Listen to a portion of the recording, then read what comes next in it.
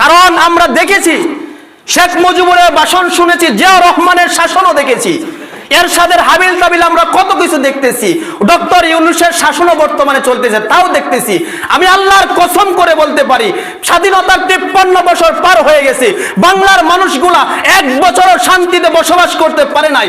বাংলার মানুষগুলা যদি শান্তিতে বসবাস করতে হয়, ওই সংসদের মধ্যে কোরআন ঢুকাতে হবে, আর আল্লাহর কোরআন অনুযায়ী সংসদ পরিচালনা করতে হবে। যদি সংসদ অনুযায়ী, সংসদটা যদি কোরআন অনুযায়ী পরিচালনা না হয়, আল্লাহর কসম করে বলি, কিয়ামত পর্যন্ত মানুষগুলা কোনোদিন ন্যায় বিচার পাবে না। এরকম ভাবে তুফাজ্জলের মতন, আবরারের মতন মানুষগুলা, নিরপরাধ মানুষগুলা দুঃখে দুঃখে অপরাধী সেজে, নিরপরাধ মানুষগুলা অপরাধী সেজে তারপর হত্যা হতে হবে। আর যদি কোরআন অনুযায়ী রাষ্ট্র পরিচালনা হয়, অটোমেটিকলি দেখবে কোরআনে আল্লাহ বলছে হত্যার বদলে হত্যা, জিনা শাস্তি, পাথর নিক্ষেপ করো, বেতনাঘাত করো,